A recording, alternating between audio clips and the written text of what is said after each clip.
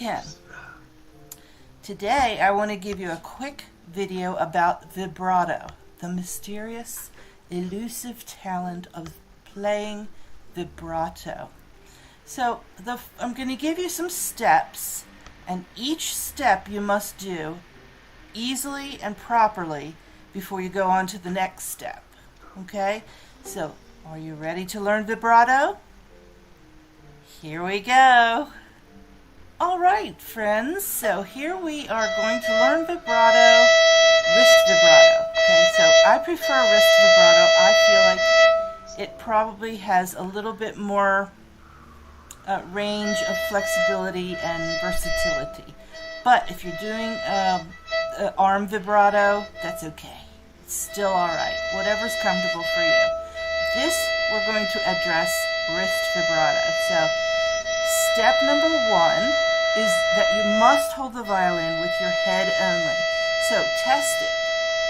Work it out so that you have a shoulder pad and, comfort for, covering up the metal, whatever makes you uncomfortable, work it out. And play with your violin held only with your head. That must be accomplished before you will have success with vibrato. Step 2 is I want you to just raise your hand and turn it and think about this point in the wrist, right where I broke mine on the other hand, thankfully. Alright, and holding the violin, starting with step 1, we're going to put the wrist close to where we usually put it in first position. We're going to put it against the neck of the violin. So, if you can do that, you're in business. That's a little bit uncomfortable. Don't push on the violin, just touch the violin with your wrist. Step number 3 is wave at yourself. Just wave the hand. And see, you notice as because we've touched the neck, that becomes stuck there. And that's going to help you get a nice wrist motion from the wrist. So the wrist itself isn't moving, is it? Good. If you get tired for a minute, then just hold the violin at the shoulder, take a little break, and then do it again. Check step 1 always first, and then put your wrist against the violin and wave at yourself. Now, as you're waving, of course, you won't be talking, so I'm going to hold right here because it's making the violin move up and down as I talk. But as you're waving, I want you to think of this part of your thumb where it touches the neck on the other side, because we're now going to release and approach the violin with the thumb as we wave the hand. Still waving now. Let's try this waving motion, just touching with the thumb. Here's another view of it.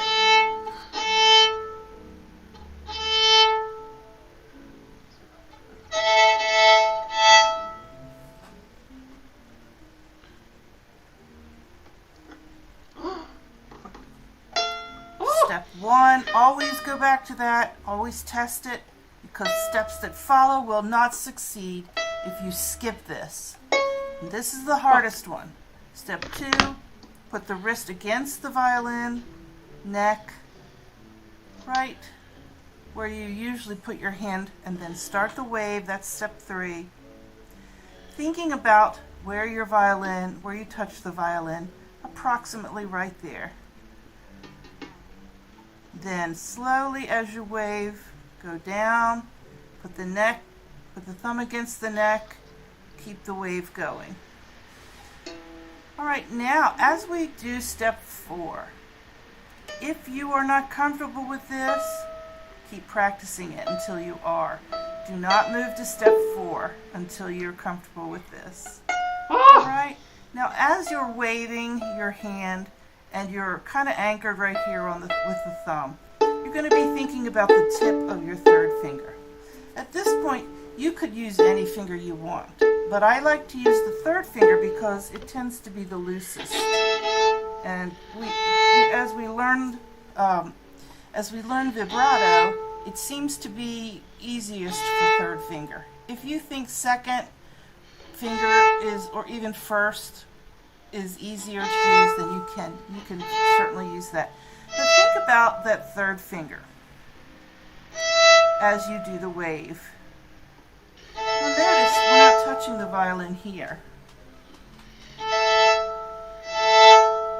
So, but don't move too far away from the violin. Okay?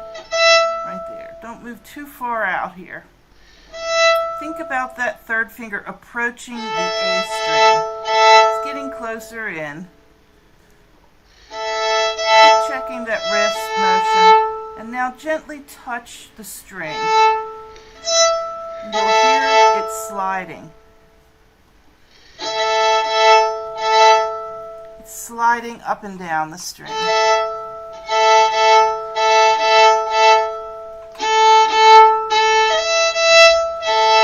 Alright, your wrist is still waving. Your thumb is staying in one place. It's not moving with this waving motion. It's staying in one place. Your pinky can snuggle up with third finger. That's okay. You're sliding gently. You're not pressing in like. And then you make this slide skinnier and skinnier until you're finally going to select a spot where you think it belongs and let the fingertip hold the string firmly. And there you have a good vibrato. So step 6 is where you have dropped that third finger pretty firmly in while you're doing this wrist motion. Let's listen to it.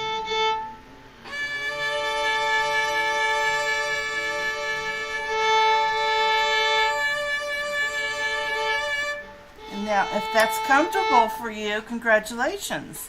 You can then play with different speeds.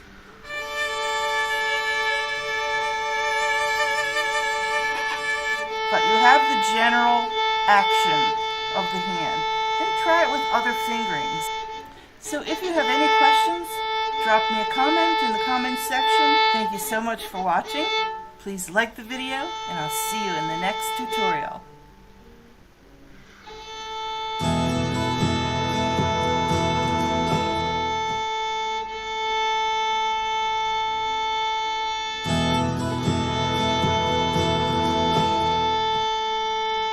Friends, just between violin lessons here, and I wanted to give you a little fun exercise that will help your vibrato. Now, in a previous video that I made today about vibrato, I will link to that right here. I taught you how to go stepwise into making your wrist vibrato. Now, once you have gotten to step 6, I think it is, where you're gently touching the string with your third finger and you're sliding, you can let your thumb move up with it and go all the way up as far as you can till your hand bumps here, and then go all the way down. Just slide up and down. This is a good exercise for shifting too. And you can do it gently on each finger. I'll give you another view of this so you can see the thumb moving up and down.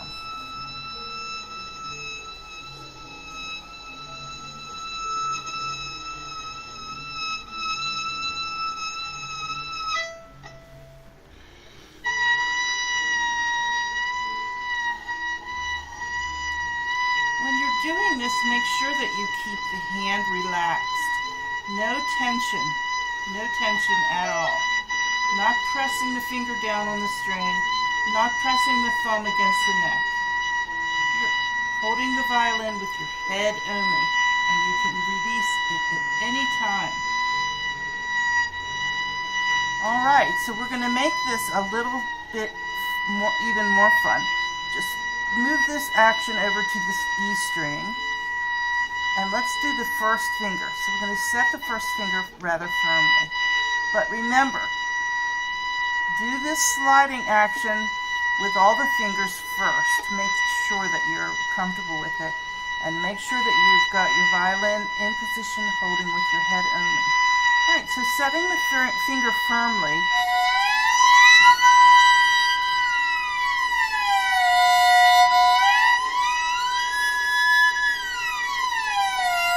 This is what I call sirens.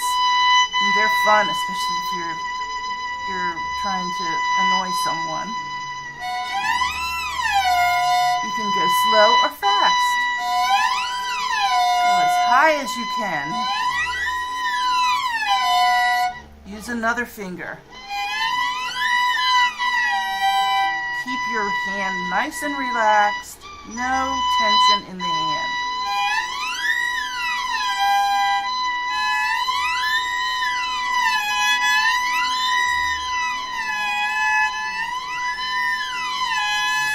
Then try it on other strings.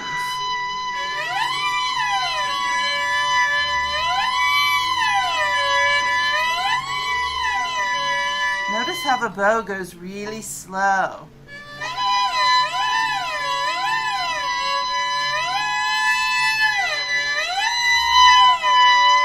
So this action will help you in learning vibrato and shifting. D string.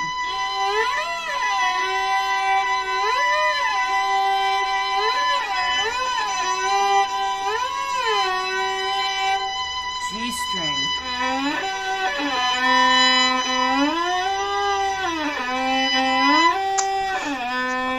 Now you may find that you need to add a little bit more pressure into the string for the bottom two strings. So practice it on E.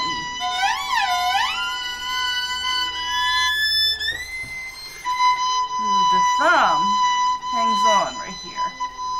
Right? You can even let it come up. It's the way they do it in cello.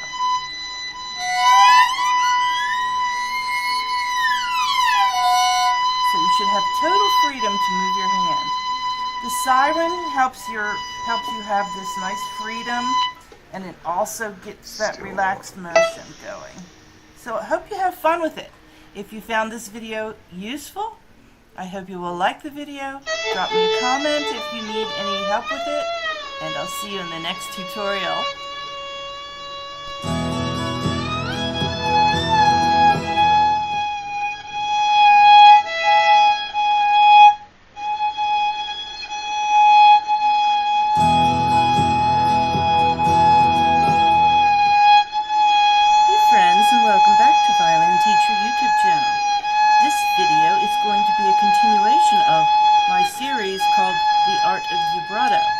So today's little tip regarding vibrato is that you can practice it in third position.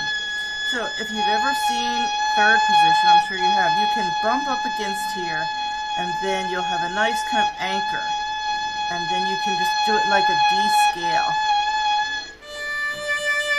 You practice your vibrato at various speeds on each fingering. Now, unlike your technique that would require you to hold fingers down, I'm going to tell you to lift each finger up as you vibrato, because if you're holding all the fingers down, it's going to be more restrictive as you try to vibrato on that finger. So play the note, vibrato, practice it, and then lift it up for the next finger as you set it down. Here we go. Let's try this D major scale. Here's your D. I'm going to match that pitch. All right, now let's vibrato first finger. By the way, if you can see my thumb, it's right opposite the first finger. All right, just practice long bows. Let's try a whole step 2. That'll be an E. Lift up the 1. Rock the wrist right here. Just rock that waving feeling. Now let's do a sharp F sharp here. Don't let the pinky go down or curl up. Let's keep it snuggled against third finger. And now the fourth finger right next door. Notice all the other fingers are above the fingerboard now.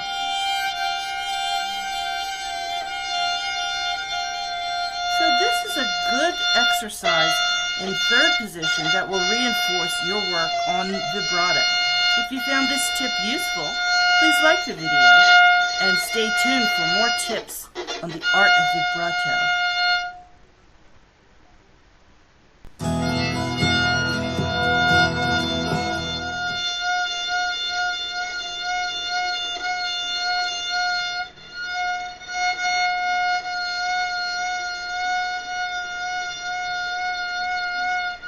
Hello, today I am going to show how I teach vibrato, and to my former students who are waiting for this video, here it finally is. So the way I start vibrato, and either start, or actually in my case, since I don't really teach very young students to correct vibrato, I teach the wrist vibrato in the Russian school which I come from. The arm vibrato was never taught. Arm vibrato is really not the best type of vibrato to have, as it gets either too heavy and slow and or too fast. It responds to the nerves much more so than the wrist vibrato, and it's not very controllable, and also people tend to get just very tired vibrating. So we're looking for vibrato that is manageable, that is easily controlled, that can be done slower, faster, variations of vibrato. Of course, the arm obviously is still involved in the wrist vibrato, because even when we make the distinction between wrist and arm vibrato, meaning forearm vibrato, of course, still, let's face it, the wrist is not moving by itself. The muscles still go, and ligaments and muscles still go all the way into this arm, forearm, and then the upper arm, and the arm back, and all of this is connected. So there is really no such thing as purely wrist vibrato. Obviously, forearm is involved somehow, but we, for our purposes, concentrate really on the movement of the wrist. And the way I start restructuring vibrato, or teaching it all new, is to go first from what I call a knocking motion, which I know many teachers also do. For instance, I would say, well, imagine how you knock at the door, just with the wrist. You come and you just do this motion. Tuck, tuck, tuck, tuck, tuck. A lot of times I will use a music stand, which you can't see right now, but something that is just a wall. And so you do several of these motions. I can show it right here. As you can see, that knocking motion, I don't do a movement, obviously, this way. Nobody thinks about that. It's a natural motion that happens. We can invert the hand and knock this way a couple times. Okay, so that's pretty much vibrato as in a nutshell, really. So then we have to transfer that movement that already is in our hand, exists in our hand, to the violin. And that's a little bit trickier, but not too much if taken in just small steps. So first I would actually transfer the knocking. I would go into higher position. I would not ever teach vibrato in the lower positions. Why? Because when the student is by himself or herself, it's very hard to feel whether you're actually moving your arm or not doing anything. It usually gets involved. It's a bigger muscle, so the result is very often not what we would like to have when the student comes back from the practice at home. So this way, we sort of hang the violin on the thumb in a higher position, or at least we feel the violin, the body of the violin here in the various places. It could be all the way to almost the base of the thumb, or somewhere nearby. I would not, of course, unwrap like this. This would be too much. So sometimes going over and higher is a good idea. Sometimes a little bit lower is fine too. But you need to see that your student, or yourself, if you'd like to do it, that you do exactly the same knocking motion, but only with this part of the hand. 1, 2, 3, 4, 5. I will do 5 motions and I will stop. Stopping is important to let our brain to be able to comprehend what's going on. So again, 1, 2, 3, 4, 5, and then I would also do the reverse, that knocking. So 1, 2, 3, some people are better in feeling the backward motion. In fact, in vibrato, there are two motions. And again, here I would really stand by the Russian school method, and not method, actually Russian school thinking, which, by the way, recently has been approved and confirmed by the research. And the research showed that nobody really vibrates from the note up or from the note down, below the note. Actually, any good vibrato involves going around the stem, which is your note. So having both movements involved is very important. Not only the backward down motion and not only the upward motion, of course. But when we start, we have to start with one or the other or both. So we go to the knocking. I would stay on that stage, especially with the younger students, sometimes with the older students, for a long time, maybe a week, 2 weeks, maybe even 3 weeks, until we see that this movement is very free, that nothing gets tied anywhere in here in the wrist, and that people don't do anything of this nature, which will be like going 1, 2, 1, 2, 1, 2. There's no 1, 2. There's one oscillation at a time, and that oscillation counts as 1 unit. 1, 2, 3, 4, 5. It's going and returning, or 1, 2, 3, 4, 5. Okay.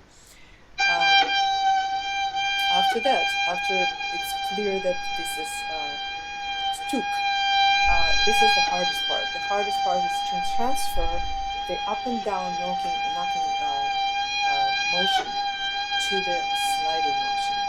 And that's when a lot of people take more time. Again, when we transfer it, I ask my students to feel exactly the same way as you were doing this.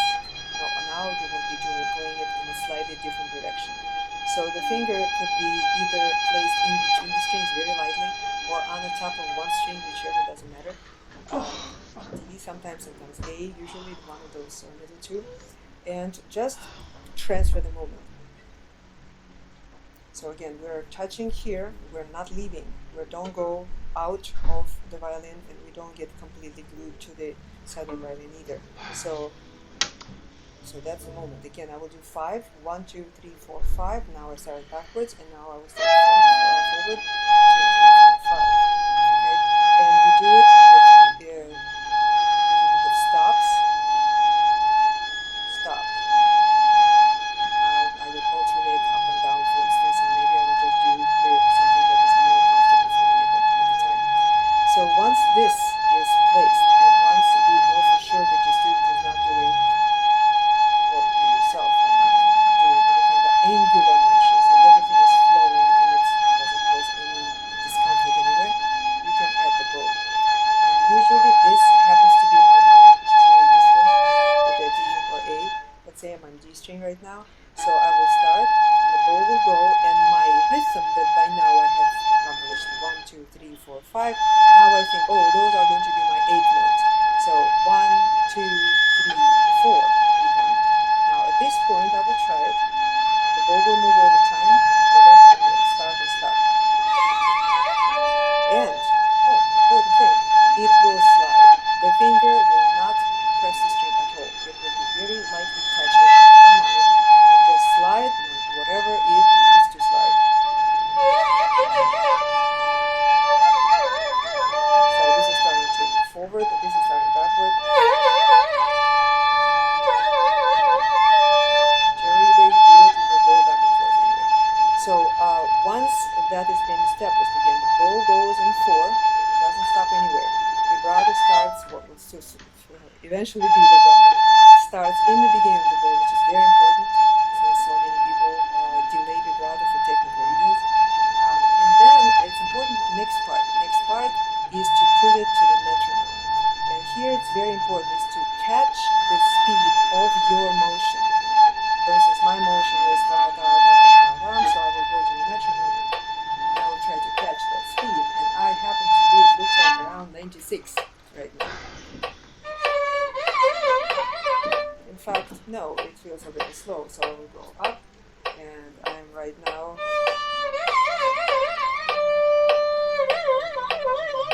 I'm at around 99, but probably most likely for me, I'm at 100, 101. So this is start point. For many beginners, it will be slower, because their knocking motion will be slower, therefore the beginning of the tempo will be slower. But whatever it is, we start with the metronome and we do exercises in this sort of manner. So right now I'm 104.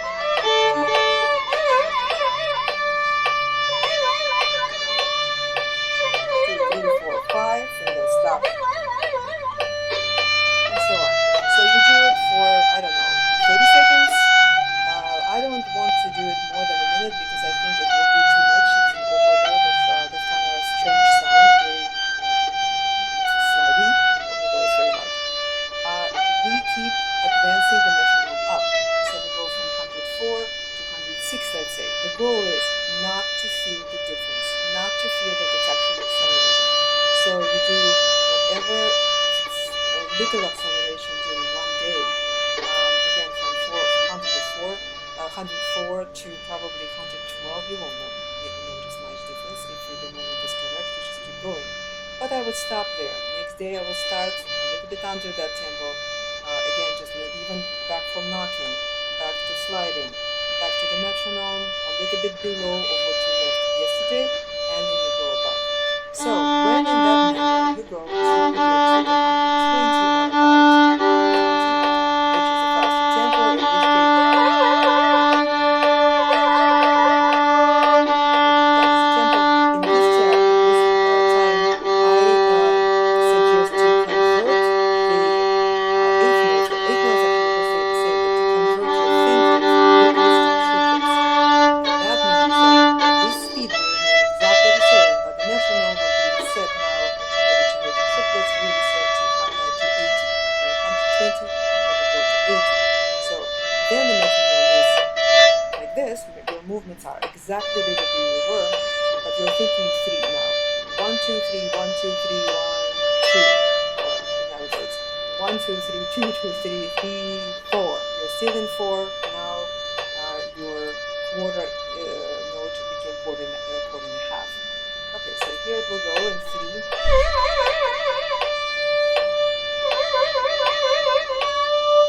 Notice that we are still sliding quite a bit actually. The finger is very light, but no flexibility. Again, this is one of the things that I would not want people to get into. Oh, flexible joints. You know, everybody's joints are flexible. Unless you have arthritis, your joints are very flexible. They're just flexible by nature. So all these exercises of training flexibility of the joint, I find them completely false, really, and useless because it's already there.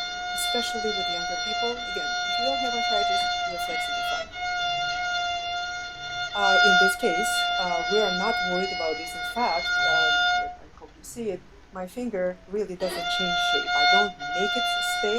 I just don't do anything with this. I just allow it to slide in a very loose form as it is. And since it's not pressing, it's not changing in shape. Okay, so we now accelerate the metronome from the 80. And we go to up and up and up in the same very gradual manner. And somewhere around 112, when we get to the 112 or 113, 14, 15, 16, this is a faster tempo. We're in triplets, and in this tempo,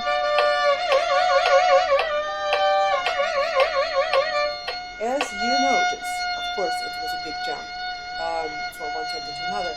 Of course, as you accelerate, your sliding movement is getting smaller. You certainly don't want to force the hand to move as much as you did in the beginning. So by this time, it's much easier to do the smaller width of the movement, and that's on the A string, the same thing. So at this point, I suggest to start centering, which is you're on harmonic, and you allow the finger to press. You think about the finger pressing, not even pressing, kind of leaning into the string, maybe 1/4 of the string, and then imagining that the tip of the finger is glued, like with a super glue. The rest of this remains the same light as it always was in these exercises, but the tip of the finger, just the skin. So perhaps to some people I wouldn't even say press. No word pressure is not a good word. Remove it, glue it to the string. So here it is, slightly glued and the same tempo.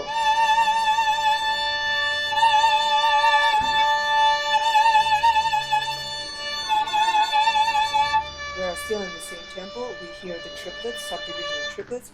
If I allow myself to be a little bit more glued into the string, but still never pressing, in the exercise pattern, never pressing the whole string down.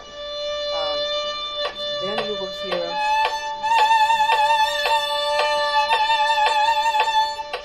a little bit, actually a lot of vibrato motions. And you can distinguish still the wah wah wah wah wah wah wah, as I call them, the oscillations. And from that tempo, you can go again higher. So as you progress, again, very gradually, from 112, I will go conservatively each, 113, 114, 115, and so forth, just be on the safe side. Meanwhile, another question, when do you start using other fingers? That is very individual. You can try to add third finger to the exercise pretty early on. I would say when you're still in duplets, somewhere to do this third, you can try to use the first and fourth. Some people actually are okay with the fourth. As long as it slides, it should not really pose a big problem. If it poses a problem, drop it. Just let your hand get used to the sensation and the feeling and the sound when you're doing the pull of just one or two fingers, and then the rest will slowly processed by the brain, and you will be able to do. But the idea of the fourth finger is the same. I would suggest to not go lower and not go for that harmonic, because the position is lower, but probably just go and do an E string without going for harmonic. So it will be, this E string is so light and so thin that the sound will be there, except the only holding is, of course, holding like this when there's no note is kind of hard. So I do leave the fourth finger for a little bit longer out of the equation, just like the first three fingers, and then the fourth comes along. Also, of course, then we do go down the positions, and by that, and up, of course, too. But when you are already with this motion, then you know that in fourth position you're still touching. In third position you may be touching or maybe not touching, but by now your hand already knows what to do. So, good luck. I hope that has been helpful. And until our new meetings in cyberspace.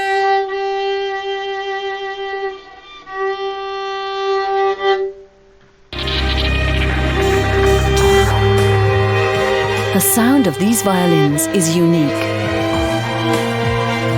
and they are worth millions. Fewer than 1,000 of them still exist. The violins of Antonio Stradivari or Guarneri del Gesù continue to cast their spell on all that see and hear them. Musicians, multimillionaires, art dealers, violin builders, but also fraudsters. Scientists are desperately attempting to solve their secret. They achieve record prices at auctions. Star violinist Daniel Hope knows the violin scene like no other.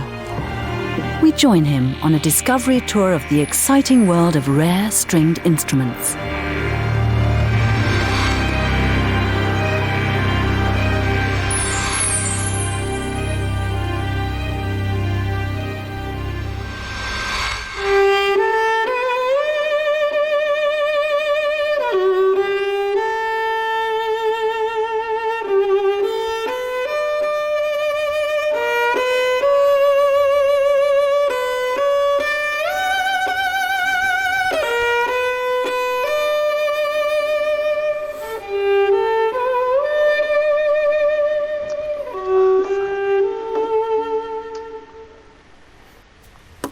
This is my dream violin, the Guarneri del Gesù, called the Ex-Lipinski. Since 2011, it's been my permanent companion. I can well understand the fascination for these 300-year-old violins. For a professional violinist, there is nothing greater than being able to play a Stradivari or a Guarneri del Gesù. If only it didn't have the price tag, which has literally exploded over the last few decades. These violins have become sought-after investments, and where there is a lot of money involved, the potential for fraud can be great.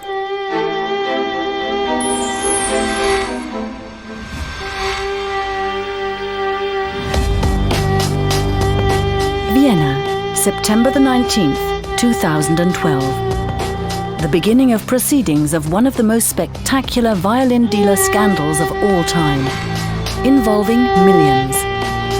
The defendant, German violin dealer Dietmar Machold. Once considered the star of the industry, he made millions with expensive violins until his fall from grace. Charged with serious fraud, embezzlement of several stringed instruments, and various bankruptcy offences, he ended up in court. Machold war sicherlich einer der allergrößten Händler, die es je gab. He was an enormous bad apple, and it's really unfortunate. He has this air of trust about him. There are musicians who lost a tremendous amount of money.